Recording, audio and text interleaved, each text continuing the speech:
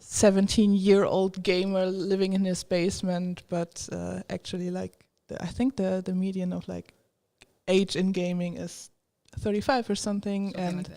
yeah, and 50% are women. So it's really like everyone plays it, everyone works in it, or like everyone can work in it, but you always are a little bit more underrepresented in the last years. So women in games is battling that, it's challenging that, and you can actually be part of the network without being ambassador. But ambassador gives you basically more opportunities, more things that you can do. You can reach out to students, to be a mentor, and to make your own networks. And this is what we are talking about today. Yeah, I think it's wonderful the way they create a community. Their Discord community is huge, and a mix of ambassadors and people that are just part of the community.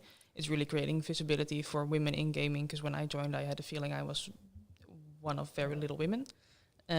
So being able to join that community, to see so many women from all over the world being part of this community was incredible. So I think it's great that there's more and more ambassadors. The moment I joined, they just revamped the ambassador program. So the moment I joined, they immediately started ramping things up, and more ambassadors started joining each month, which is wonderful to see. Yeah, I think you started like a few months before me, and there was like my batch. I started last year August. I think it's a year now. I started in May. Yeah. It was like all of the sudden 60 people like accepting to be ambassadors in one month, basically. So they were like people from Ubisoft, people from Supermassive Games, all over the world. And this is really cool that you have really a network where you know, like, okay, if I really want to get the direct contact to someone from Ubisoft, that's not like their support system or something, but like, I don't know, the marketing manager or HR manager or even, I don't know, community manager or something, you can get that through the network. And that is a very, very valuable contact and valuable network to have. And it's always a good conversation starter. You don't have to think about hey, what awkward email am I gonna send. It's just, oh hey, I'm also part of Women in Games. When did you join? It's the easiest opener ever. That sounds great. You've mentioned that it's cool to be the Women in Games ambassadors. The ambassador program has been revamped.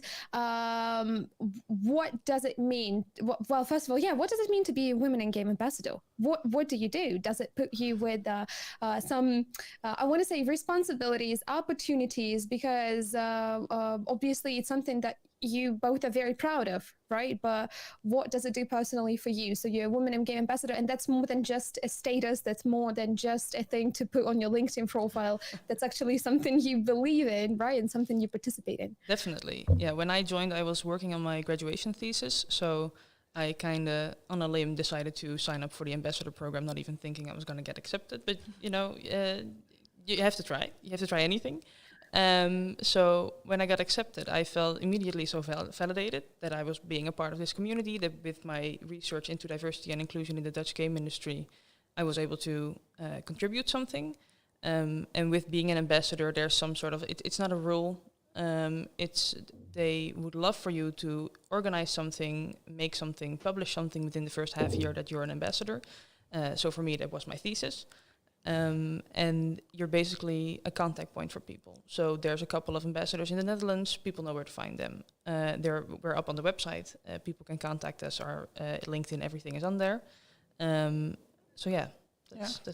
It's cool being being more visible and spreading that message as well. Because I have gotten a couple of students already coming to me because they saw me either in the Women in Games Discord, or they found my LinkedIn or Twitter or any other degenerate social media account I have, and found that I was a part of Women in Games, wanted to talk about that, and got inspired to actually pursue a path into the gaming industry.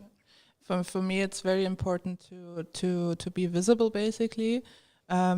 You have the ability to do mentorships, or like to offer mentorships, to do events, to do networking. There's always this like coffee break that, especially during the events and conventions that Women in Games themselves do, that to organize that, to bring it together. For me personally, like being a networking point, and this like whole network is very important, because when I moved here 2 years ago, or like before I moved here 2 years ago, I was part of the Northern German game dev network, which I founded, and I just loved like being basically a connector point. Because you get to know a lot of people, and then you can say like, or like people can come up to you and say like, hey, I actually need help with that. Do you know someone? Hey, I'm looking for someone who can help me with funding. Do you know someone? And to be able to redirect the people in this, in like whatever direction you know of, is very important to me. So when I came here, I was actually looking for like this kind of network, and there's a wonderful Dutch game garden that does that too. But I wanted something that's a little bit my idea of, actually like connecting women together, especially because we need a tight network. We need to be like tied together somehow. And with the women in games, that was actually something that I really enjoyed, being able to like that everyone finds us on the website and can really like know, okay, if I talk to them, they will help me. They like. Ambassador status is also like you have to be able to help not have to be able, but you're a representative to someone. Definitely. So like you have to be open to people coming to you. And I think with you, even from your school, they publish a lot about your work and what you've achieved in the years. So students can know like, oh, I have heard of Sacha, I'm just gonna write her and ask her if she can help me. That's I think the beautiful part for me, at least, to be in this really network. Opens the door and allows people to find you, contact you, and get help. Yeah. So Women in Games, the Discord and the community, it's not just for the ambassadors. Yeah, it's pretty much for everybody who wants to join, right? So is it for people who already are in the gaming industry and esports, or also for somebody who aspires to be in the industry and esports? There's definitely space for both. I mean, it's a server with so many different channels. There's dedicated channels to any kind of work you're doing in the industry. There's channels for art up until people management and community management. But there's also a lot of job sharing, and the effort is made to make that more junior jobs than senior jobs, because we need more juniors in the industry. But there's also just places to get inspired, to be part of the community, to take part in discussions, and have those coffee breaks as well. Yeah. And I think it's very... I think it's very important that it's not only open for people that are already working in the industry, but also people who really want to know more of the industry. I mean, there's always a difference between being a gamer and working in the game development industry. So we want to open the gate to have as many female gamers get into the industry and become people working in the industry, right? Exactly. Exactly. Something that happened to me kind of smoothly also. I was a gamer, now I'm also a community person. Let's talk about the ways to get into the industry, because for many people out there, there are a lot of questions, and there are stereotypes that exist that you have to be a top-notch programmer, or you have to be a 3D artist, you have to be a 2D artist, you have to be this person who has this insane technical skill to be part of the gaming industry. You have to actually know how to make games to be part of the gaming industry. But are there, and I know there are, but let's talk about some other ways how you can get into the industry. You don't have to know coding, right? You don't have to know 3D modeling. If any of the stereotypes are true you just mentioned, I wouldn't be sitting here. Actually, same, but let's touch upon a little bit of more. What are other, they can be called untraditional ways to get into the gaming industry? Because for people who are watching us right now, what can they do to become part of the world, the gaming world? How did you get in here? How did I get in here? Well, I think one of the most important things is network. Always has been, and especially in the Dutch industry, just to take it as an example, it's a pretty small industry. So if you know the right people, they can either offer you a job or help you find a studio that does have a job that fits you, recommend you, and really help you with opportunities like internships, traineeships, or guide you in the right direction or give some information. So being at events related to the industry is something that's really helped me get more acquainted with people. Dutch Game Garden organizes a monthly network lunch, and I went there in the time before the pandemic, when it was still a physical thing, and now they're getting back to a physical thing, but before it went online. Awkwardly eating sandwiches with people that are just as awkward as you is a wonderful feeling. Um, and I'm, of course, not in art or programming or anything. So for me, it was still a bit of a struggle being someone that was looking for a marketing internship in an industry that's quite young, quite small, and not all studios have a marketing department or community management. So getting a good sense of what the industry is like in your country where you're looking to enter is very important. Getting a little bit of a notion of the companies that are showing themselves, because they're more likely to make an effort to be seen and for young people to find them. Because now that I'm in the industry, I see new companies I didn't hear about before popping up left and right. But the ones I already knew when I joined in my first job at Paladin were the ones that were actively reaching out to juniors, actually making an effort to hire those. So that's a good measure as well. But you didn't study like game design or something. No, So why did you decide? Hey, I'm just gonna do marketing in games. I studied the most broad thing in art you can do, art and economics. It's as broad as it sounds, and I really had to find my own specialization. I really didn't even think going into the gaming industry was a viable career up until like my second or third year.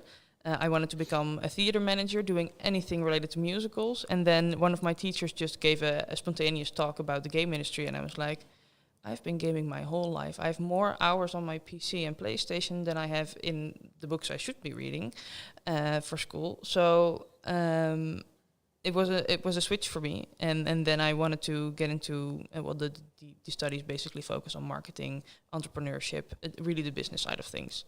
And I did my internship at Iceberg Interactive as a PR assistant. So then I wanted to kind of stay in that same realm. With my graduation, I focused on diversity and inclusion, and specifically in hiring in the Dutch game industry. And then Paladin said, well, come put that knowledge to use. Do both marketing and recruitment. Yeah, I think that's very important. I see it very often that these talks in universities or even at studies like that don't traditionally have to do something with games are opening up to people that like gaming, could see something in gaming, but as we said, like, do I have to be a programmer? Do I have to be an artist? I also I studied Nordic history and art history, so but it's also a rule of I could thumb, work right? at You never like work in what you Assassin's study. Creed at I don't know, something Nordic lecture or something. No, but I did that on purpose because I knew I didn't want to have a job in that, because as interesting as it is, it's not something for my future. But I was always like in the internet space, early 2000s internet, where you were like there were people building their own virtual like worlds with HTML and PHP and MySQL things, which was really crazy. It was basically browser games. So and I discovered Minecraft back in the day. So I knew that I wanted to do something with like digital media and with creators, and I also came from then went into marketing for a co-working space, went to community management for a co-working space, and then I noticed that where I actually lived, there were no gaming studios. There were I think 2 bigger studios, and bigger studios meant 10, 15 people. Right. But there were a lot of people in northern Germany that got educated on game development, but they were all moving away. They were all moving out of Germany, and I'm one of them too. But they were all moving away because they couldn't get a job or find a studio there. So I was like, hey, I know a lot of people. Can I just not start networking people? And then we founded the Northern Game Dev Association, and then suddenly we did game jams. We managed game jams together with the Danish people. I translated games all of a sudden because I came from Nordic studies, which is linguistics too. So suddenly, I was in a completely different part of the gaming industry, which was the business side and the actually administrative side and localization and then marketing. And there's still the game development sessions in northern Germany, and It's run by my colleague. I think we were there 2 weeks ago in the podcast, and which was actually quite nice because he not only they not only invited like the programmers to talk about which engine you can use, or the artists to talk about which skills you have to have, but there was also always like a session on, hey, how do you actually run a studio? Hey, how do you actually do taxes? Awesome. Hey, how do you do marketing? Because if you make a game and no one knows about it, no one plays it, then it's not there. So for me, it was important to tell the people that to make a game, to make a project, you need good programmers, you need good tech artists like Daniel here behind the. Hello. It was a compliment. And you need good animators, you need a good 3D apartment, but to actually make a valuable and sustainable company out of it, you need people that do HR, you need people that do good HR, you need people that have an idea about marketing, about PR, you even need the people that do the accounting and the taxes. So like if you love to do accounting and you love games, then you can be part of the games industry, and that was really important for me. We had one girl, I think she's running the game dev sessions now. She was a florist, like working with flowers and everything, but she was just like, hey, I actually like doing the same networking things. So now she is running the game dev sessions. Awesome. Now she's working in a game development company, but no one ever told her like, hey, you can be a game developer. I think that's one of the biggest things, is that so many young girls don't know that it's an option. Yeah. And that's where we lose so many to different industries, and you do see some people transferring over from like more for art, from design-based industries coming to the game industry at a later age because they realize that it is a career, that it is a career option. But it's definitely one of the bigger problems: visibility from the people that are already in the industry. Yeah, and I mean, we're not saying that women cannot be programmers or something, but I mean, please be a programmer. It is still like a very male heavy just job, especially also like if you come from, I don't know, machinery or something. It is joke in Germany that you see like the Maschinenbauer, you see them coming out because they're just guys. But it's I mean, the idea is to get women, to get girls, to get students to be able to go in the industry. And then, for example, if they do, I don't know, start with producing, and then they notice like, hey, I actually like game design, I actually like working in the engine.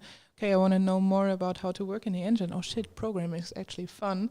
That could be a good chain of getting people in. Yeah, needs the studio they're working at to be able to put them in that position. Because with Paladin, I've noticed that we have a couple of people. We did a game jam recently where we had a QAer, for example, work in Unity for the days that we were working on the game jam, because she was interested, she wanted to learn more about it, and we gave her that chance. I've been talking with our production guys. I mean, doing hiring alone is basically time and people management, doing a project schedule on your own. So he said, if you're ever interested in becoming a producer, we can have a chat. Yeah. It's really dependent on the company culture as well, if you're given that opportunity to switch over into something that you're passionate about. Yeah. And I think like internal game jams are a good option to just like broaden up to everyone that just wants to try it. I mean, I have learned how to save in Unreal Engine now. I still don't understand why it doesn't just like save. But I would be really interested in just like getting to know all of like basically what goes into what you have to think about. When I hear my colleagues talk about why this went wrong again because someone checked the box there and then suddenly everything crashes or something. That is quite interesting how that could work, and I don't want to work in that, but I would like to understand it. And being able to just look over somebody's shoulder and see what's happening. Yeah. I think this is the best part of actually being in the gaming industry, no matter of your position, where you be in part of the marketing, like myself here, or you are part of the people who maintain the office, because it's a very important position. I can confirm that the office would not be the same if we didn't have Julia, because Julia covers a lot. She also covers a lot of recruitment. All of the plans. Well. It's so all of the plans and everything. It's so important. And basically, whenever we need something, it's always, can you ask Julia? Julia should know about that. So, it's kind kind of a cool thing to have. But because you're surrounded by people who are also doing level design, game design, you eventually learn about the process and you eventually get to see all of those disciplines. And as such, as you said, it's cool if the company that you work for can provide you with the opportunities of growth and learning. I can speak for KeokeN here because we have calls with Paul and Koen, and on one of the calls, Paul asked me, where do you see yourself? What do you want to do? How can we help? How do you want to improve yourself in the industry? Where do you want to end up being, and how we can help you get to that position? And I was honestly a little bit of taken aback because in none of the previous workplaces I was asked that, because I constantly had to fight for a certain position or improvement. But here it's beautiful and it's great. And I think every single workspace, whether it's gaming industry or not, should provide those opportunities for their workers, because you want to invest into that. And both of you mentioned the degree in fields that pretty much had nothing to do with the gaming industry. I have a degree in teaching English as second language. So, it gave me a skill to talk for a long time and improvising and, being entertaining and kind of like a stand-up comedian. So it gave me the skill that I could use in the gaming industry. But if you're watching and thinking, oh, but my degree doesn't really propose or suppose me being there. No, because you probably have enough skills to try and apply and see if that actually works for you. And if you really want to be part of the gaming industry, I think you can. I think.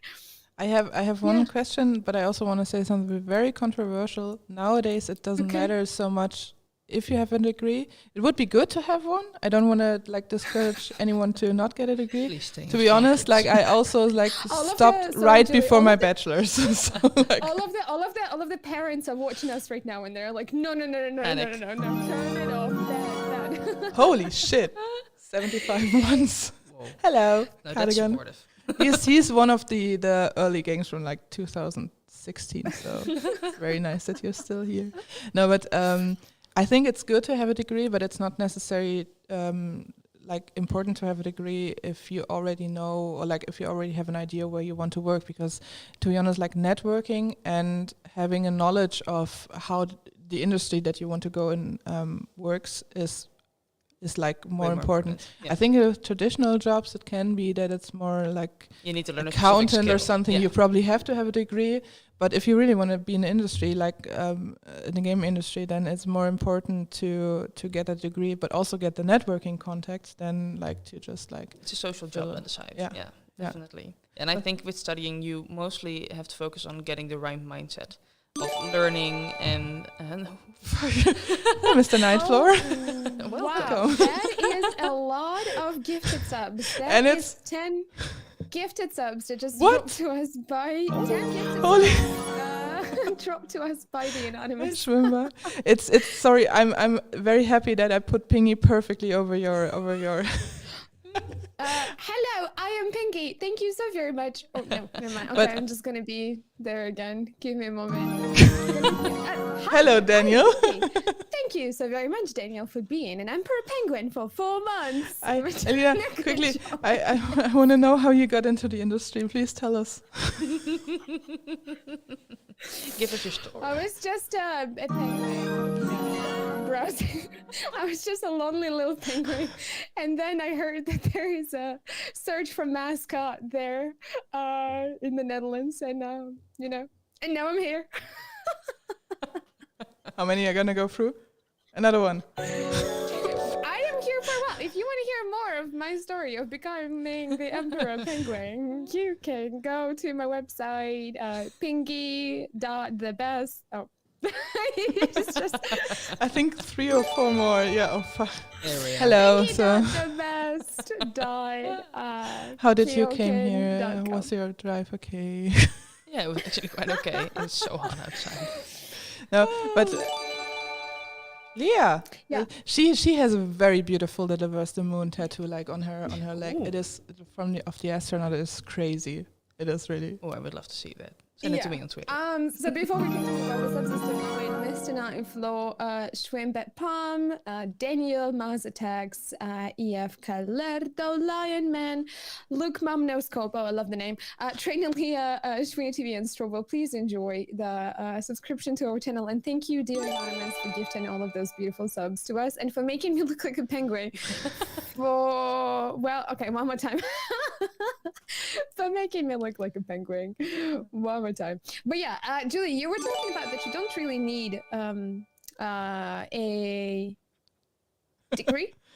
I'm sorry. Okay. I know it gives I'm just like a comic relief on this trip. Leave her there. I'm just deliver us. But I love to meet you. Okay. Oh, he's from your community, Alina. But I still need you to answer the question. Yeah. Streaming and then suddenly working in the gaming industry. How is it? Yeah, streaming and working in the gaming industry. And I also know that women in games, right? They also support women in esports as well as gaming industry, because gaming is great. Now you have the opportunities to be on Twitch and you have to be on YouTube. And networking, that's what we keep talking about, is as important there. It's important to make connections, to know people who can help you, who can guide you, because guidance is something I wish I had from the beginning. So for me, really, it's just that my life and my love for video games has now it can kind of proved to be a working point for me, because I used to play video games, but I would never bother looking up the developer or the publishing company and thanking them and making a shout out to them on my socials. I thought that nobody really cared about that, because, you know, who I am, just a tiny little, you know, streamer, and, you know, there are more people out there. But then I've made a connection in the gaming world, a PR person whom I knew because I played the game. He talked to me and he said, how come you never mention the publishers and the developers of the games that you play, and especially those that you like? And I wondered if that made any difference. And then he goes and says, of course it does. We want to see it. We want to know it. You know, it's a cool thing to do. So I started doing that, and I made so many friends because of that, because the marketing people, the social media people for the companies, they would approach me and they would say, hey, thank you. We really do appreciate you giving the time to our game. And this is how I came across KeokeN as well, when I played Deliver Us the Moon, and I loved it. And I made sure I screamed about how great the game is on every socials out there. And it resulted in this amazing friendship, first of all, because I was asked to join the console launch stream because I'm such a big space nerd. I remember that, like, okay, yeah. Then they're like, who better to come over and join us for a little bit? And that was just part of the friendship deal, because that was fun for me, that was fun for the company. And eventually, when the time came, I was approached and I was asked, hey, we think you're perfect for the social media community position. Would you want to accept? And of course I had to say yes. This is great. So I think you can pretty much, I think that is something that can be done even if you're not a streamer. Being an active member of the community, becoming a moderator, either on a Discord server or on a Twitch channel, or being an editor for someone's YouTube, for instance, because you never know. A lot of people do need that. Might get you, it will get you to know people who will eventually notice your skills, who will eventually ask you to join and put those skills in a good use in the gaming industry. So I think, yeah. I think like probably you can say a lot about that coming from the other side of the marketing. It's first and foremost, it's always nice if we can like give the developers, give the team like the feedback of like, hey, I actually love your game. But I can also imagine that if you have a community and you already know like, okay, these are people that were already modding, that we can trust a little bit, we are already in contact with them. Oh shit, they're actually like doing good streams. They know how to talk to people. They know how to interact with the community. Okay, we have a marketing position open. Let's talk to them. I think that's actually like quite a good thing, especially also for the studios, for us, that we can have a repertoire of good marketing people. And if they can market themselves, then they can usually also market a product, a game. Yeah. Definitely, yeah. I think for Paladin, we do development for hire, so we don't have our own communities when it comes to games, but I mean, Cut the Rope Remastered is something we've done, and the community around that is pretty big. We also did Good Job, which you saw last year, which also has quite a big community. And I just recently heard from, because that's before my time at Paladin, I recently heard from a candidate that the streaming community around that game was pretty big. So it's up to me to, at some point, set up a community for the Paladin games, because I think there's more than enough people excited about our games. And now we have to orchestrate something to make that work. So it's up to me to dive into the existing communities and find some people that might be a good fit. So if you want to work with Paladin, I mean, please reach out.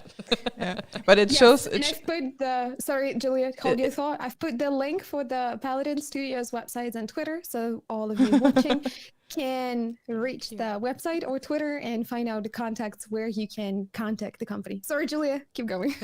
The brain. Important plug. Important. You will have enough time to plug everything. No, but this shows again that like actually being part of the community and a community and being part of a network is very important. And I mean, if you not necessarily try to work at like big studios like Ubisoft or something, it is actually impressively easy to contact someone that is actually working at the game through like a Discord or through like Twitter or something. Because usually, especially for like studios, I think our size, the people that work in the studios actually like are also handling the social media and we the want Discord. to talk to you. Yeah, that's the thing. I mean, I love hearing stories about people playing Stormbound or Cut the Rope or Good Job. Always has great stories because it's such a chaotic game. It's always fun to hear about those things because it makes me more excited to be part of this studio as well, especially since I'm pretty far removed from the actual creation, the development process of the game. So talking to candidates actually is my way of learning more about the games and the way people experience them. So that's pretty cool. Yeah. I have a question for the two of you because we mentioned the word networking and network and how important it is quite a lot. But let's say I am not part of any communities. I am just a person who is about to graduate, looking for internship maybe. And I know that networking is an important part, but I have no idea where to begin. What should I do? Where do I start? Would you want to start? You go. I start. Okay, I start. Well, where I started, I mean, it wasn't the time that I was looking for my internship and I was so new to the industry. I just realized that working in games was an option. Just browsing the biggest vacancy sites for anything related to games is a good way of finding out about new companies, even the smaller ones that might not be at events or active on social media, and not necessarily to apply for that senior job. That's probably on there. But to get a view of the kind of companies that are out there and the way they present themselves in a vacancy, which is pretty telling on how they treat people, how they value company culture. So that's a good way, a good little window into the industry. Sites like Indeed or LinkedIn are great for that. So that's something that you could do if you're not really into the networking part yet. Going to local industry events is something that's probably the easiest and the best thing to do. The Dutch Game Garden networking lunches in the Netherlands are the perfect example for that. Indigo we just had a couple months ago. That's the easiest part, to get to know people, to actually talk to people, or looking for Discord communities. There's a lot of different communities. We also have a Women in Games NL for the Netherlands on Facebook somewhere that was created in prehistoric times. Who uses Facebook? I don't anymore, just for those kind of groups. There is a target audience on there. So yeah, finding communities, it's pretty easy, and you just by Googling things related to the word game community, working in games. The UK especially has some great programs for people coming from schools wanting to join the industry, which is something I hope one day we're able to facilitate as well. So there's means out there. There's a lot of different doors you can walk through to just get an idea of what the industry looks like and the kind of people you might want to talk to. Yeah, I think it also depends a little bit of where you're actually coming from. If you can study at some kind of like game design, game development school, actually, then It is also easier because usually the studios also come to the schools and the teachers recruit, and teachers are connected. But in general, basically just putting in game dev meetup my city, or like the bigger city that's in near to you, also already like yields some results. On Eventbrite there are a few things. If you're not comfortable like necessarily going to networking events directly, like meeting up with all of the people, then usually the online events or the Discord is already a good thing, and then eventually going there.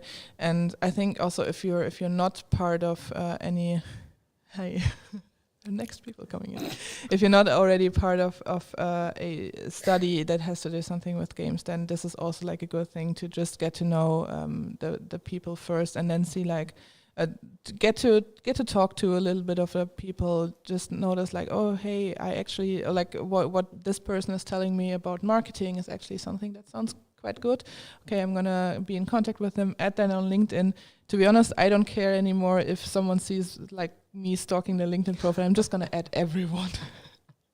Because it's a good tactic though. Yeah, exactly. I mean, in the end, it doesn't matter, but it's still good to have that kind of contact, even Definitely. if it's then for like, hey, thanks for adding me on LinkedIn. Let's stay connected. Are you going to Gamescom? Blah blah blah. I These think kind of things.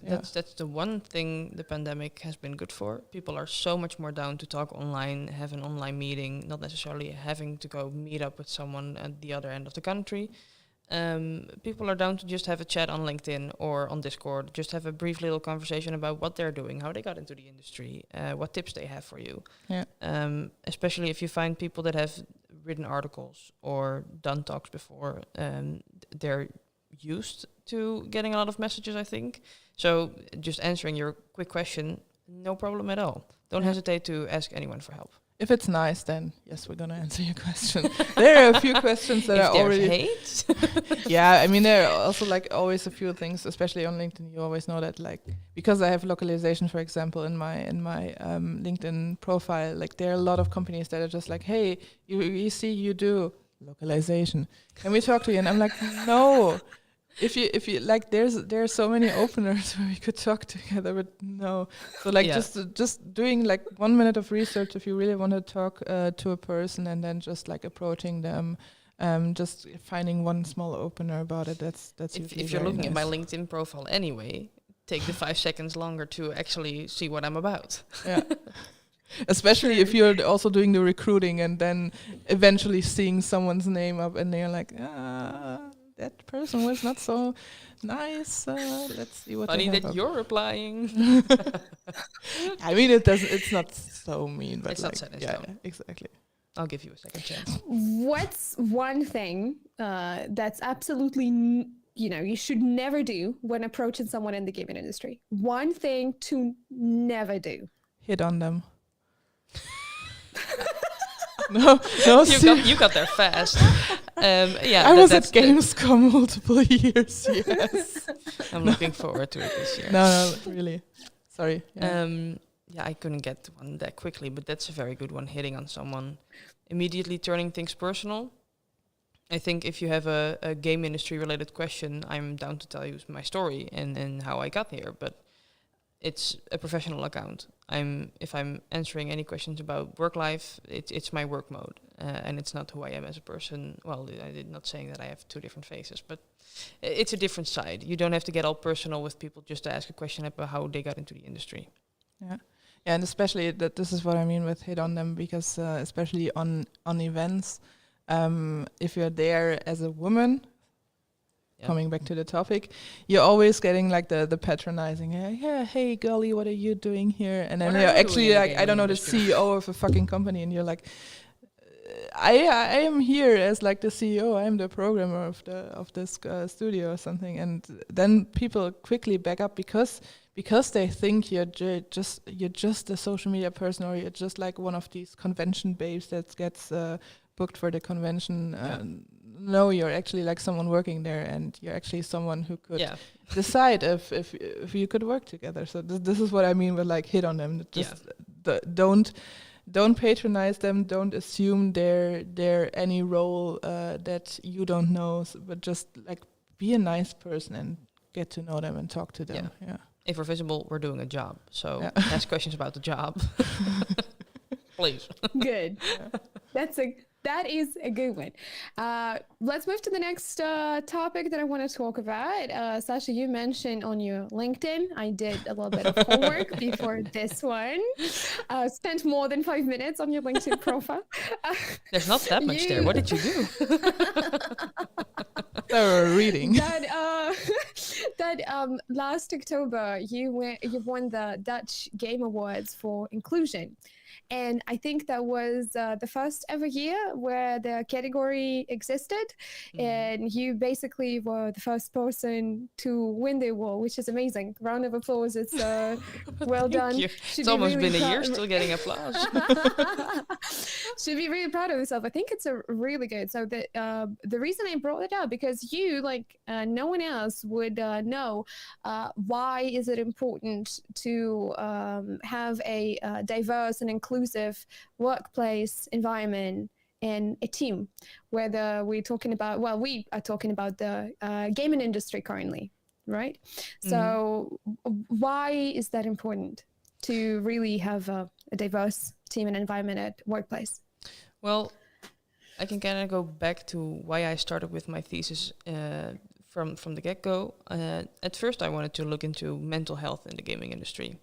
Because when you look, biggest problems in the gaming industry, mental health, crunch time, and diversity and inclusion are the biggest things that come up. And they all tie in together, right? So having a workplace where you feel represented, where you feel seen, where you feel part of the group is so important for the way you go to work and you get home from work. The work-life balance is greatly impacted by that. So I did research into what kind of things influence people getting into the industry, because right now, like Julia mentioned, it's 50-50 in gamers between men and women, but actually only 20% of the industry, working industry, is women. So that's a big gap, and there's a lot of reasons why that is the way it is, and I could go into that, but I'll hover over that for now. Let me just present you my thesis in 30 minutes. Feeling seen, being heard, and feeling like you're actually that you belong in a place is very important. I mean, you're there to work, you're there to especially if you work in the gaming industry, you're working in an industry that you're passionate about. You want to share your passion with people, be excited about the things you're creating, share stupid videos together just to have a laugh about stupid gaming fails or corpse launches, anything like that. You just want to have that community feeling within your workplace as well, because you're working on such a community-driven product. So having all those different perspectives from women, different cultures, different ethnicities in the workplace greatly helps develop a product that feels the same way for people playing, and that they feel seen, heard, and represented in a game. Adding all those perspectives into a product is the way to get more different kinds of people playing your game as well. So from a marketing stance, it's also good, which is something I had to include because I studied it. But having those different perspectives creates a whole new layer of creativity. Everyone has different ideas from their background, and of course, even in a white-dominated male space, there have been great things that have come out of that. Can't deny that. But it's time for some new ideas to get fresh air in there, and that will only work if we have more different kinds of people in there. So I wanted to see what I could do to basically help the industry get along, because there's things to do in education, in upbringing of people, the way it's still presented as a boys' club from a very young age. I mean, the video games aren't in the aisle with the Barbies and the pink stuff, which is still something that's stupid to me, because everything should be pink. Right? I'm looking at my pink nails right now, and I'm like, yeah. Perfect. Yeah. Everything should be pink. But I think as people working in the industry right now, we have what it takes to make a change. So writing vacancy texts that feel open to everyone instead of just being a list of requirements, a list of aggressive requirements usually. In text wording, the way we present ourselves, if you mention as a company, and like you're doing very well on your social media as well, just showing what kind of Thank people you. are working there. You're showing all the people in the organization, Jesus, which means both men and women and all the different kinds of people you have working with you. And I think what you're doing on social media is definitely something I would want to do for Paladin at some point, because it's showing the glory that is your company and the cool stuff you're working on. You're getting people excited that are not working with you, which is great. This is This was for you, Alina.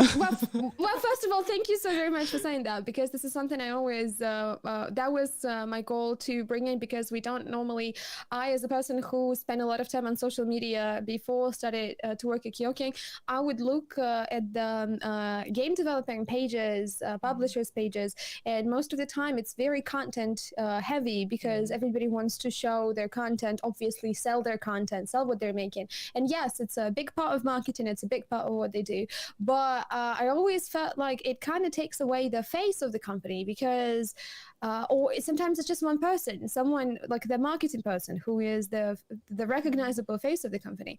And I always wondered, well, there's got to be more people out there. I want to get to know people who work there. I want to be able to put a face on a person who designed my favorite character. Right? I want to be able to tag them on Twitter and say, thank you very much, I love you for doing that, you're a legend. So this is what I've been trying to do, and I'm happy that you say those things, because it means that I'm doing good at it, because I do want to put a face to everything that we're doing. For example, our animators, Jill, Daphne, for instance, they're doing great, right? You see all of those animations, you want to know who is responsible for that. And also people who are part of the production, project managers, for instance, right? Important position, very important position, person who basically puts the entire pipeline. We have an amazing intern, Victoria, right? So Victoria is doing great. I would love to feature her as well. But basically, it's also about giving, because everybody working at KeokeN has a wonderful character, every single person, and everyone has their interests, and putting people on those streams as well, having them play their games, is kind of showing them as humans. We're not just a game developer, Right? We are That's human. the important part. Exactly, yeah, we're humans, we have our interests, we're obviously here because we love video games. And this is what also I've been trying to do, and great, I'm going to be continue doing that. Please do. Yeah, the way we try to jump into that is by having a company page up on our website showing everyone on the team within their respective disciplines, so you can see the programming is still a very male-dominated space, but it gives people a face to the people they will probably be working with, especially in the smaller teams. Our QA team is pretty small. We had a couple positions open that we filled, and people were actually looking at the website and looking at the kind of people they would be working with. So having that representation is, again, the key word here. Be visible to each company their own is so important, and the way you're doing the interviews is so fun. Yeah, I also think representation is a very, very important thing. This is why I support Alina with taking videos here of the people that we want to interview, because I think even if you're just an intern, it is still cool that at the end of your period, of your internship period, you can say hey, this is not only the stuff that I did for the video game, but this is actually here, see, this is a post about me, this is a video about me. So I was part of this company. And yeah, you can see exactly. Here. And we have so many, as Alina said, so many great talents here that we want to highlight. And it's not only the marketing person, it's not only the CEOs. Especially not the marketing people and the CEOs, because they will be visible. They will be there at those events. It's the people that do the hard work on the games themselves that need to be shown. I'm always the one that I just want everyone to be represented. I just want everyone to be to be seen visible for their on the talent. social media channels, and to be proud of their work. And this is what drives me to just not necessarily only showcasing me or the marketing or something, but just showcasing everyone and just giving everyone the opportunity to be open to that. And I think this shows that we have a lot of talent here, that we have a lot of interns here, that we have a pretty diverse team. We also have a lot of just programmers here mostly, but I think we still balance a lot in the diversity that we have, that we showcase everyone, and this is ultimately the goal. I think that a lot of other companies should also. I mean, if you have 700 people, you're not going to showcase everyone, but you can you can still maybe see if you can showcase the departments because it's just not take a department per month and make a post about that or something. Yeah. There's always something to do. We had the animators working together here, so we shot a little video of the animators doing their work together here, which is cool because then you can get like all of the people in here. And I think it's not only about marketing a game, but also marketing the company, because in the end you're not a project, you're a company. That's the important part, especially in the current job market, with there being so many jobs out there, even in the gaming industry. Showing what kind of company you are and why people should want to work with you is so important. I mean, I tried it without fun stuff as well, but the Paladin marketing department is pretty small. It's me. I have a question that was not originally on our list, but you mentioned something about the positions in marketing in different companies. So, for instance, I just graduated and I really want to be in the gaming industry, or I had a job, but I realized that's not for me and I want to transition into the gaming industry. I know I have a set of skills that I'm looking, that I possess, and I am looking for a company to apply to. So I go to LinkedIn and I search, and there is a list of Are you doing it live now? Share screen. Actually, no. You should not be worried. You stuck with me, okay? Sorry.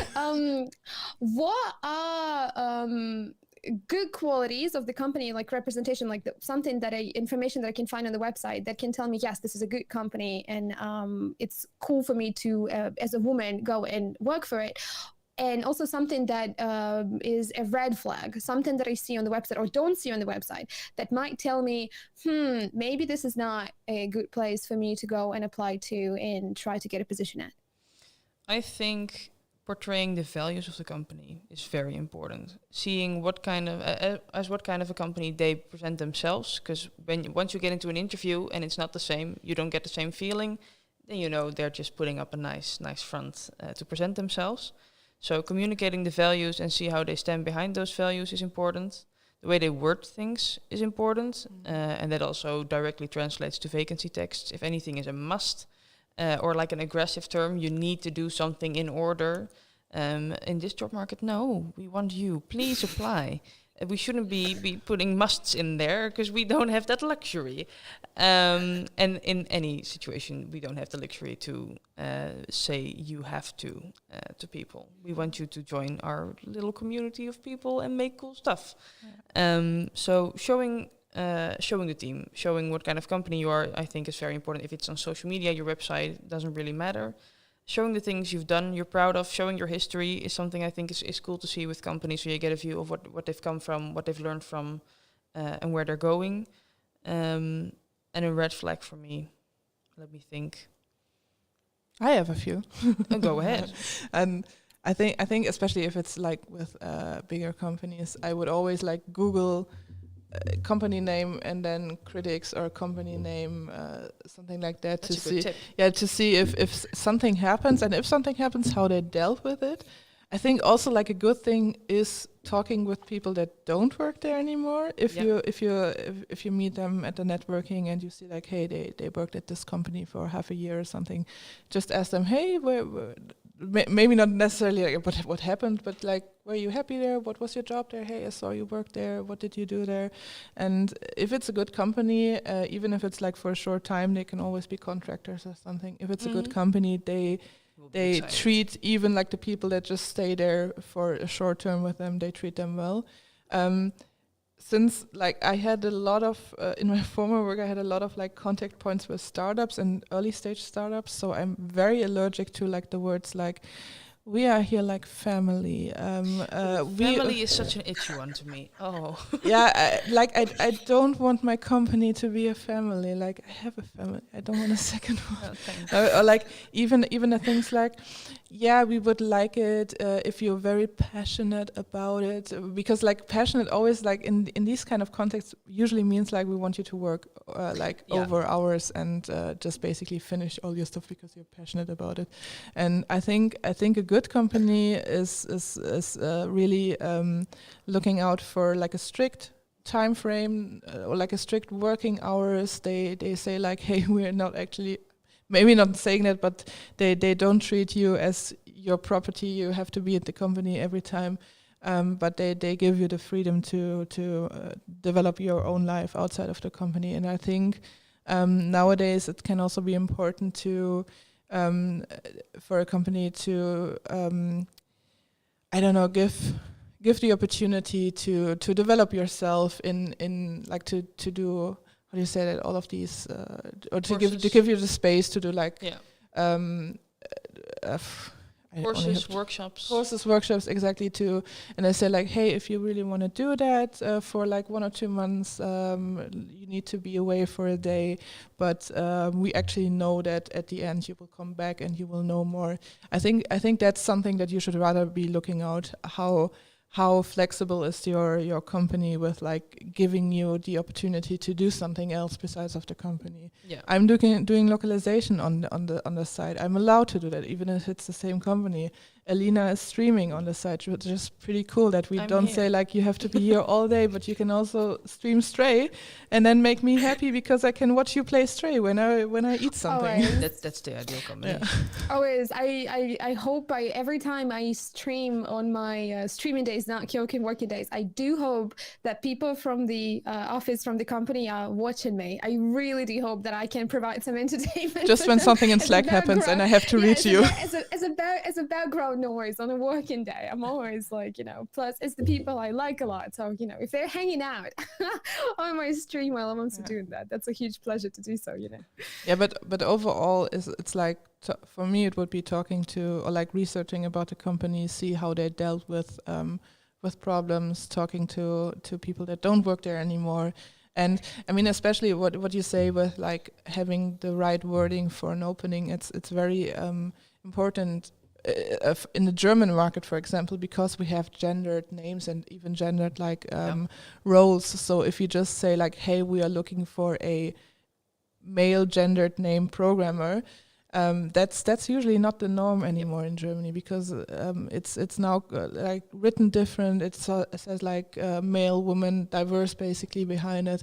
So for me, if I would see like a job opening that only addresses the or like you okay that only uses the male role name, you don't have to scream at the table. Yeah, no, but if I look at a German opening that only uses the male role name, even if they mean everyone, it is irking me the wrong way. Or I had it. It's attention to detail as well. Yeah, I think you also have that. Or like in a game I just saw that has like just male characters. Like they have like 10 characters that you can play, and it's always like just male or male coded. I'm like, yeah, was there really like no decision to feature someone else or to even make someone else playable? So I mean it's you sometimes feel a little bit like annoyed always to be the one that says like, hey, where's the female to play it? But we need I notice people it like now. That saying things, so things will change. So people in the future don't have to say, hey, why can I play as a woman? I mean, we had it with Deliverance Mars too, that we have comments like, well, this is another game where I have to play.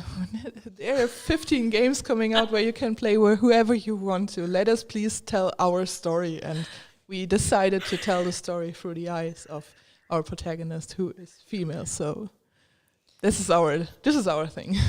I really don't get why that would be a problem.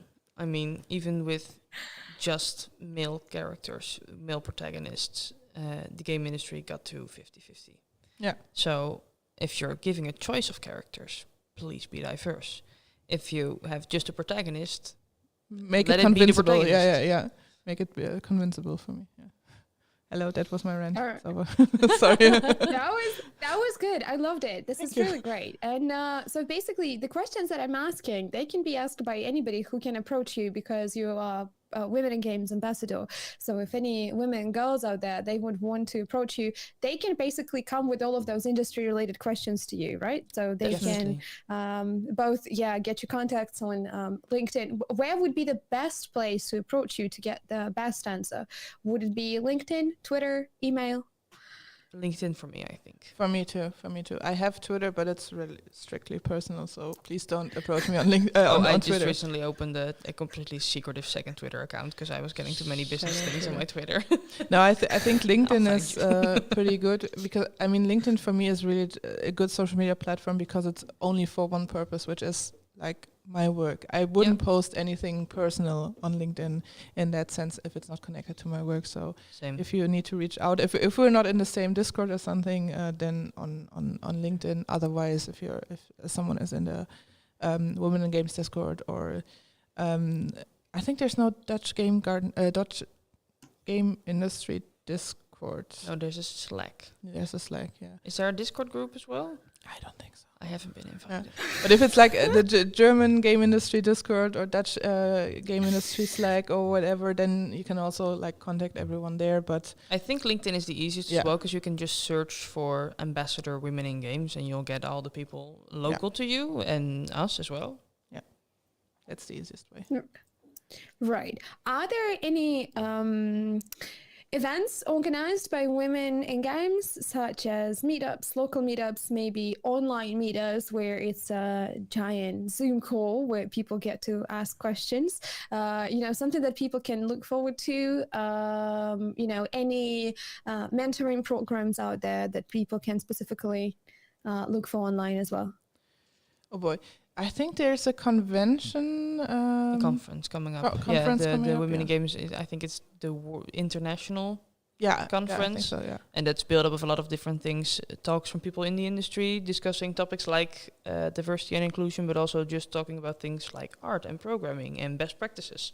But that's also the place for the famous coffee breaks done by Women in Games, where you are literally just in a Zoom call together. Drinking coffee. And it's great. I love coffee. And there's usually one or two ambassadors there to moderate the whole thing and actually have a topic ready to talk about. But it's just a way to get to know people in a very informal way. It's like a water cooler talk, but behind your screen with a cup of coffee.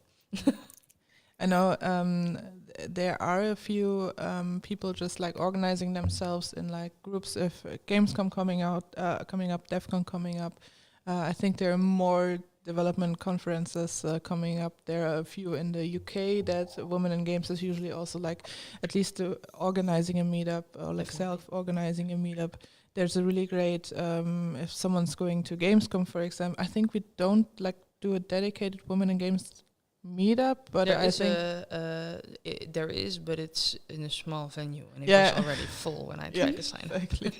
But there's also like the FemDevs meetup from Germany, which there's different initiatives. Exactly. So usually, if you're just part of the Discord, you really like get notified whenever there's a meetup, and then you can decide to either like join the coffee break virtually or host it. Or host it. Exactly. I mean, it is literally just like Zoom call and moderating it. Well, it was fun moderating because people, they're all looking at you. It was great for my anxiety. And you have to come up with a topic and keep people engaged. And basically, which is now my work, I hosted a coffee break before I did this, where you have to enable people to talk about what they're doing, what they're good at, for a couple of minutes within the topic you've organized, which is cool. You always have like one icebreaker question in these meetings. I remember, I think it was one of the first online Dutch Game Garden events. It was not through Zoom, but through this like event meetup, where you can still go to like there. Different, I think so. You could go literally like you had an interface on in your browser, and you can go to different tables, and then you joined like a Zoom room basically. So you still had the anxiety of like, okay, I see 5 people there. Can I just like go in there and just like talk to them? Can I just hop in and join in the conversation? Okay, let's try it. Oh, my connection's not working, which is always a classic. So I think actually like having one big call and then just going in there and then having someone that actually moderates the call and just throws in like a icebreaker question and tell us about yourself and what did you eat for breakfast or something? Did you like it? It works really well yeah. because you allow people to. You always have a couple kinds of people there. You have the moderator. You have the people that really want to talk and share their story in both the best and the worst way possible. And then you have the people who just want to be there and listen. Or get to know the people. Yeah. That sounds really. Maybe a harsh way of wording it.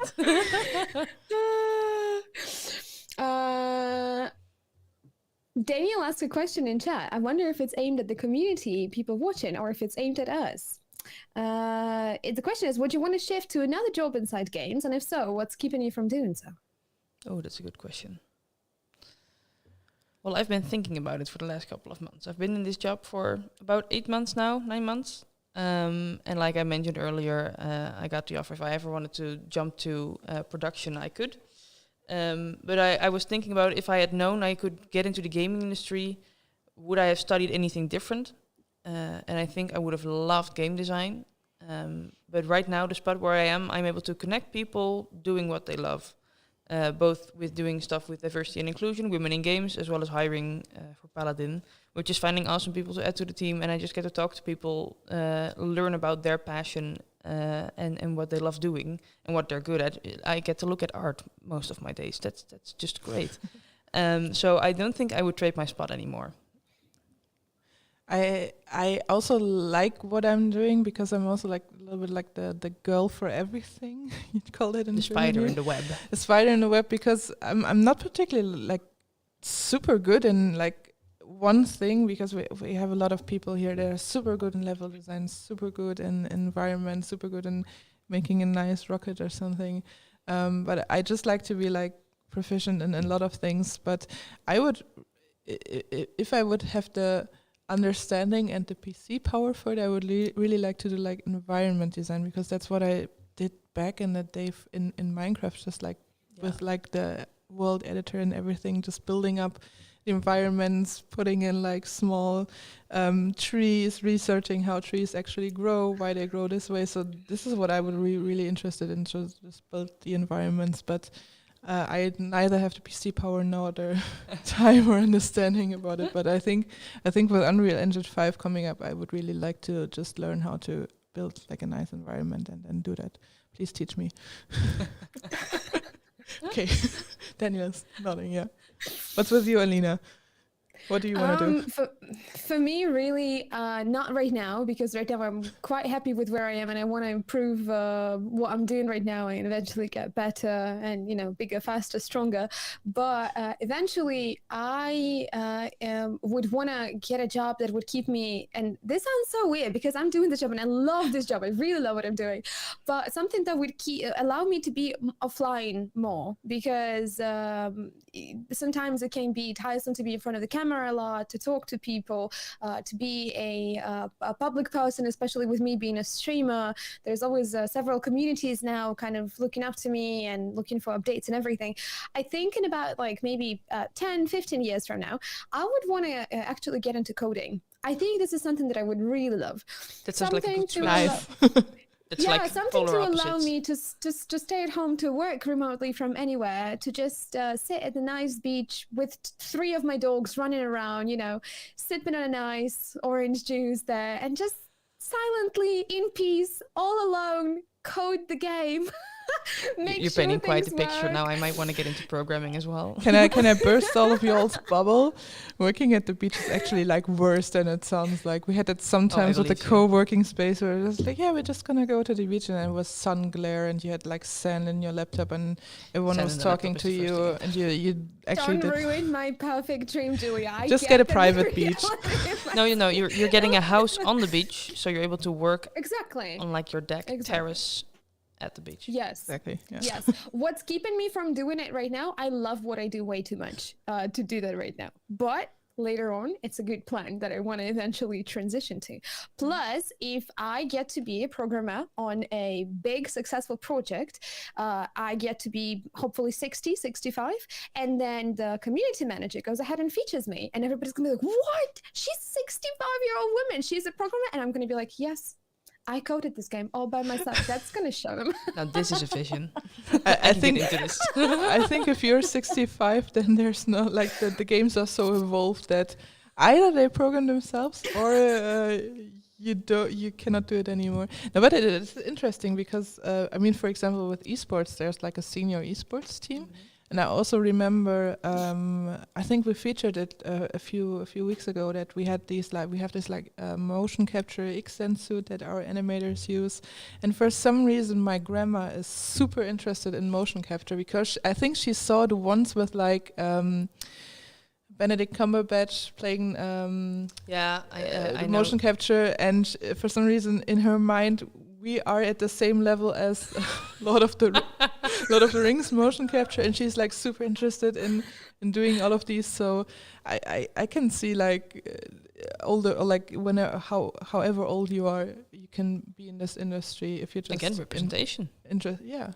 Get No, my grandma here. Alina's going to pioneer. Yeah.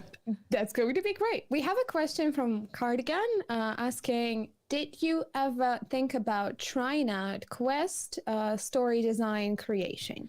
I have a game in my Google Drive, actually 2 games in my Google Drive that I just need someone to do. It's already ready and written out in 60 pages or something. She's ready to go. Get her a team. No, these are both from Game Jam. So I have an idea of the game that I would like to play, but I have no idea how to actually would approach it, and I think I would have a big problem with like editing and killing my darlings, because I would like to have like an adventure game, but then also please like a simulation management system with a nice story that's set in 1880s Paris and with cool graphics that are like showcasing all of the crazy cool dancers, highlighters, and please, this is a whole game, so I have a lot of ideas that I would like to do. You have the whole story ready. Yeah, but I don't necessarily want to like make a game out of it. It's just nice to think about it for me.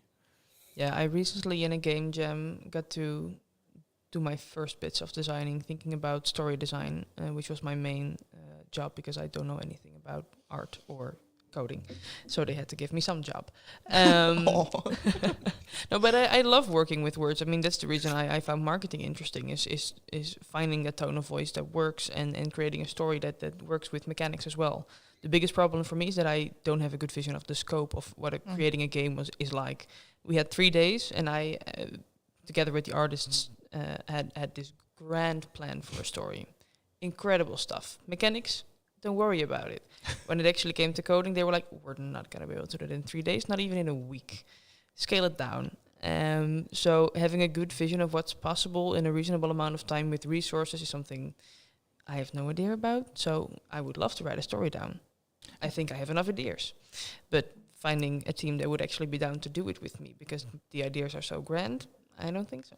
I think that's actually the good part in like one, working in a game industry or like in a studio, and two, also just participating in a game jam, because then you know like everyone has the grand ideas. Yeah, we're gonna make a multiplayer game in 3 days, but then it's actually like you need 3 days to figure out how the multiplayer actually works, and then it's already over. So this is why I'm also like, I have the ideas, but I couldn't imagine how to actually like make a game out of it. And the more I work here, the more I got to know how our production runs it. And as I said, like the stupidest things that can go wrong because someone just made some error somewhere.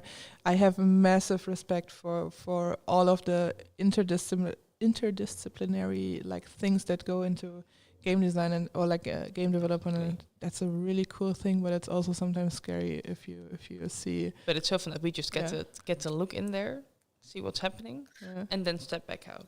And then you have someone coming on social media and saying like, yeah, hey, why can you not just like fix this thing? Can you not just add like another character? Yeah, it's that easy. That would be nice. Is just press the button that turns first person into third person. Easy, just like that. Why can't you just do that? I mean, why didn't it already work? There's a switch.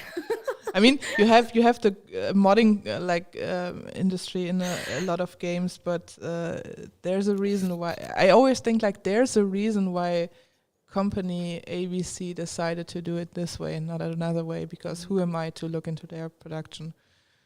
Absolutely. True. We also have a question that is a great question coming from Jensen, Knight of Darkness. Love the name. I'm going to divide that question into two because I think it was meant this way. Will we see more women in games in the future and in the game characters? So will we see more women in games as in the gaming industry in the future, together with in the game characters as protagonists? I think so, for both. Is the short answer. I think we will see more women in games, and not necessarily within the next 2 years, but there's already change happening with the women that are currently in the industry being more visible. It creates the notion of, hey, I can do that as well. And I really noticed that with winning the award for me, especially people coming from the studies I did or the surrounding faculties of the HKU, people started thinking, wow, maybe I can get into games. Maybe I can do that. So opening that door is something that's very important and should keep happening, which is why I think that award is so important. Not just for me, but also for the people who are going to win it after me, and show that there's more people working on this topic and that they're doing interesting stuff. So yeah, I think if we keep going like this, because I see like you're doing a lot of effort to portray all the women in your company, I'm trying to do the same for Paladin. If we keep doing that, I think there will be more women in games eventually. There needs to be a lot of change in education and upbringing as well. But if we give a good example, people should follow, at least for a little bit. And I think if there's more women in the industry, there will be more female characters, because they will be able to properly write a female character as well. Because now a lot of the female characters that are in the industry right now are written by purely males. And you see it in the way they act on screen, the way emotions are portrayed. And I think that can only get better with time, which will give us more blockbuster games with female protagonists. And I also want to always make sure that it's not like replacing males or something, but the industry just grows. So there's place for more everyone. than enough place for everyone. Yeah. Exactly. At the beginning of last month, there was the showcase at Breda, which is a pretty big game development university college in the Netherlands. And I was so happy there because there were a lot of people. I have never seen so many like students, game development students in like one area. But also I was very happy because there were a lot of females, a lot of women there that I didn't like. I didn't know that image from coming from Germany, because in Germany it is still like the whole software sector is very male heavy. So I noticed that right away. These are a lot of people, and these are young people, and these are very diverse people, and everyone was like super happy about just being there, presenting their games. And I didn't actively had to sort out the women there, but they were just everywhere, and it was so cool to be like-minded people, and they were so enthusiastic about showing me their game, meeting me, or even just like giving me stickers or something. So there were definitely, if I see the talent that is in the colleges right now, there will be more talent and diverse talent, and which also means like women in the industry. And I also think like I have no call or something playing a male character if it's written good. But I also don't like if I play a woman and the armor is just like a breastplate and like a leather cloth or something. If you can even call it the breastplate. Yeah, but then I would find it funny then if this is also the same thing for the men. But you see a lot of traditional like values in games still, and maybe that's also just my upbringing. I don't want like these traditional values if they like take themselves seriously. Mm-hmm. If they play with the meme, if it's fun, yeah, sure, give me everything. Yeah, but I just want like well-written games. So, and I think the more diverse the industry is, the more different topics than just like, hey, we want a family. Hey, there's a conflict. Hey, I have to search for my son and get my son back or something. This is not something that I can identify with. Like as good as the game is, I cannot identify with it. And what I really like is just give me the option to just select all like 3 characters maybe at the beginning of the game, even if they don't do anything in the game. I don't want to play with a male character, to be honest. Yeah, to come back to you visiting Breda, there's a massive change happening. I see a lot more female students, and I actually talked with one of the people in charge of the HKU, and they told me that their game faculty is in fact the most diverse of the whole HKU, which has everything from film to art and economics, which is as broad as you can get. But everything is either very male or very female dominated and very white. And they're actually seeing a big change in the gaming studies, which is much more diverse than the other creative studies. So that's something positive we're seeing in terms of talent. So I think that will definitely help if if those universities start using photos from these recent years where there are more females, is a more diverse population in their schools, and put those on their website. That's already a different vision for someone looking to find a study compared to when I was looking for one. Yeah. And again, it's not about like replacing all of like programming with women or something like this, but more like giving the opportunity, if someone really wants to go into the study, to just like give them the opportunity that they are welcome, or like get to know, like let them know that they're welcome there. And everyone should be able to do what they want to do and what they're passionate about. That's the gist of everything. Just like be able to do anything you want to. But I mean, that is the gist of it. Yeah. We just have there's been a system created where people are not able to do so. So I think if we keep saying it, things will change. It's great that gaming industry is leading by example, that it's games that is showing more diverse students, so hopefully everybody else will follow and the game industry will improve. I also love the saying that you said that there is, by having more women in the game industry, it doesn't necessarily mean we are replacing people. It means that we are growing a more diverse environment, and that there is a place for everybody. And this is the most important part. It is never a competition. It is more of we want to be more inclusive. We want to be more inclusive. We want to have different views on life. We want to have different backgrounds. We want to have different experience, because if anything, that enriches the work ethics, the video games. It allows us to see the world from various different perspectives, from people of different walks of life. And in the end, it's going to benefit everybody, both the companies, the people working there, and people playing the games, because in the end, it's massive communities of people playing as well. And I think for every developer, it's very heartwarming to read something in the lines of, hey, I identified with the character in a game so strongly, and this is the first game that made me feel this way, because all of my previous experience was not as good. So this is something we always aim to get to.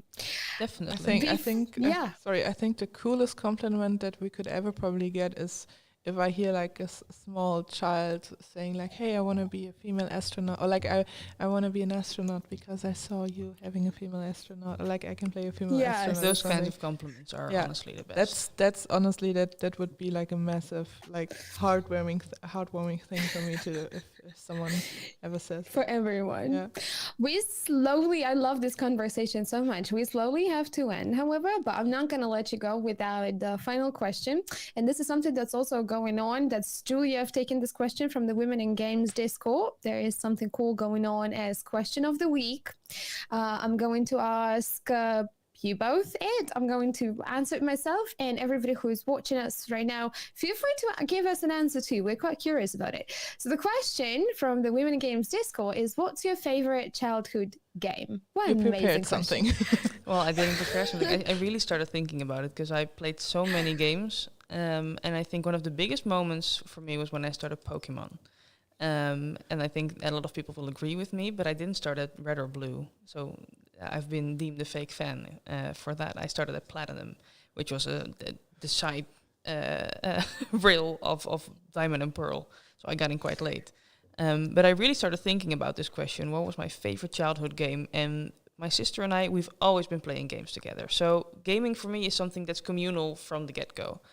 And something that I've enjoyed playing so very much with her by my side was either Mario Galaxy or something stupid like Wii Music or Wii Sports. just doing those stupid things together, but spending quality time together. That's I think one of my fondest childhood game experiences. I'm old. My mom had a very old, I think it was one of the Commodore Amiga PCs or something. Okay. And I think it was King's Quest, like one of the King's Quest 1 or 2 or something that she had. And I have vague memories of not understanding it because I didn't grow up with games and not understanding what I have to do. I found the Microsoft screensavers always very interesting. Like the maze is honestly the coolest game that you could ever probably make.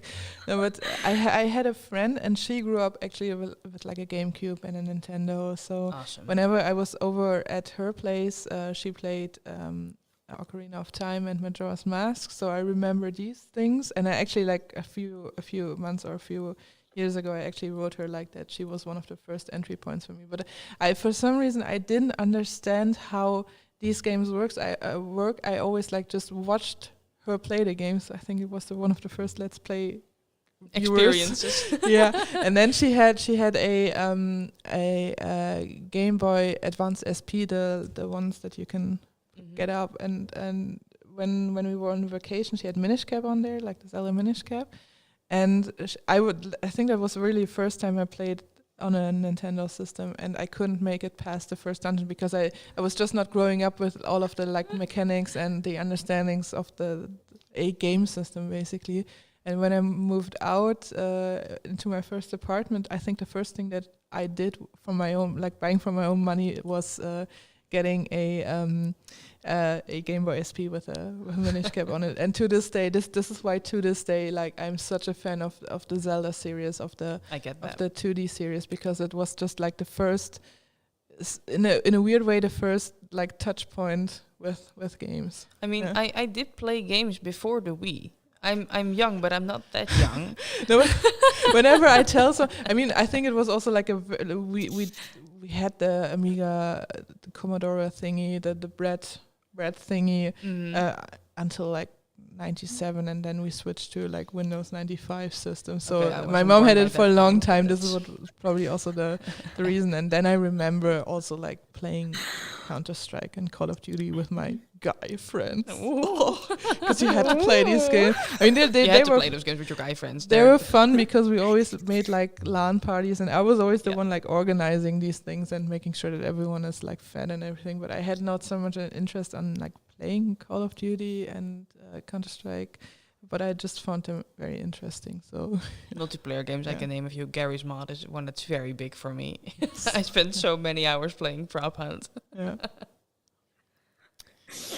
Those are such. I love talking about childhood games. I love hearing people. It's weird, right? Games. Everybody gets like it's like the inner child just comes to the foreground, and the eyes are sparking. Just like it's just like reliving through all of those memories, which is great. For me, it has to be the Siberia game, the first one. Not very known, but the point and click game where you had to solve puzzles. It was a fantastic story. Benoit Sokal, a French game developer, he created this fantastic universe. I was absolutely fascinated by it. I was fascinated by the storytelling, all of the cinematics, how great the voice acting was in all of the languages. They did voice acting for every language, so it was amazing to actually hear it for me as well when I was a kid, so I didn't have to read it as well. And I think the game, this is the one that I played through over 10 times as a kid, because I knew how to solve every single puzzle. I just wanted to watch it like a movie again and again and again and again. I wanted to live. Yeah, and I think that the game that shaped my taste in video games, because I tend to go through to the single-player, story-based RPGs where you get to live through the story, get immersed with the characters, see all of the cinematics. This is definitely one of mine. That's the question that we've asked. So if you have not, let us know in chat what's your favorite childhood game is. Please let us know. I'm going to read some that people have put in chat over there. We have Banjo-Kazooie. Oh, That's 2 people. I have heard a lot of people, Yeah, is the one. Daniel says that he played Zelda Oracle of Seasons on Game Boy Color 3 times over. Please, Nintendo, make a freaking remake out of this and put the third game into it too. Thank you for listening to my TED Talk. And then we have a list from KeokeN, which is, I might butcher the names and I apologize for that. Gianna Sisters on C64, Zelda on NES, Mario Secret of Mana on Super Nintendo, King's Quest Legend of Kyrandia on PC. That's a lot of games. And some of those I've never even heard about, but I'm pretty sure they're all I great. think Gianna's Sisters was like a weird copy of like Super Mario Bros. Or something, where they got like copyright claims left and right. It is basically Super Mario in like, or like Super Mario Bros. In with women. I see some nodding behind the camera. I don't know this. All right. That was a wonderful conversation that we've had. I enjoyed it so very much.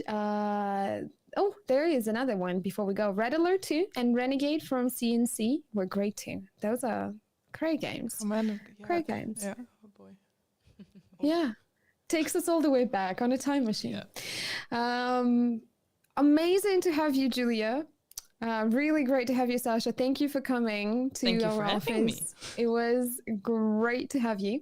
I am going to shortly put the links in chat for Women in Games, for the website and Twitter. Please check out the website, check out the Twitter if you are interested. You don't have to be a woman to support the organization. It's inclusive. It is for everyone. You can learn from the website and from the campaigns a lot, that you can spread the word and help the organization and also help make the gaming industry more inclusive and diverse. I will also put the link there for Sacha as well, because Sacha is a Women Games ambassador, obviously.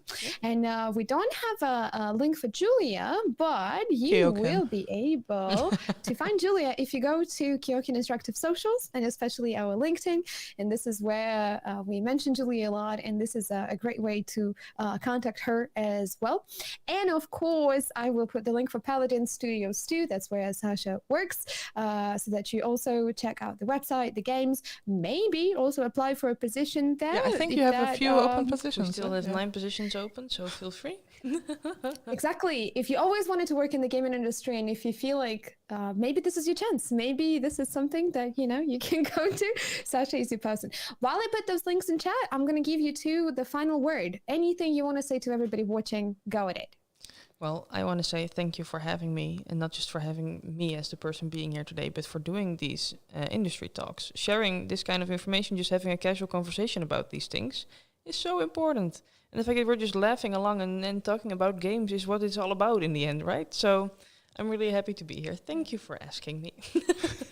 Yeah, I think it's pretty cool that we can not just only work on a game, but we also have the studio and the space here, and Alina is a perfect moderator here to talk about just what is on our mind.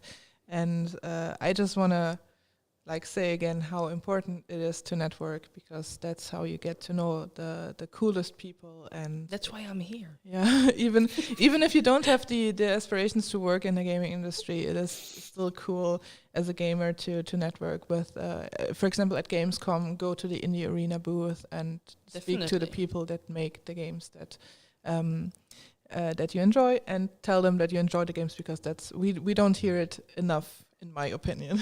There's always room for more. Yeah, always. That's my last words. And it's interesting to get a view of what making the games you love is like, right? So network, get to know the industry, see what's going on. That's it. See what's going on. You watching the streams and coming in to talk to us in chat is also the beginning of your networking journey. You're doing great. Thank you so very much. It was a huge pleasure. Thank you everybody who were watching us live. And if you are watching this as a YouTube video, thank you for dedicating your time and watching this video. It's a pleasure for us. We will see you next time. Hopefully it will be very soon. Have a great time of the day, depending where in the world you are. And don't forget that gaming industry is for everyone. So if that's something you want to do, go ahead and pursue it. Go Thank get you so very him. much. This is where we wave. Do I want to sing the outro song like I Yes, sang the intro? yes, please, Yeah, please do do. it. All right, sounds good. Daniel, take us to the outro screen. I'm ready. Thanks, everyone.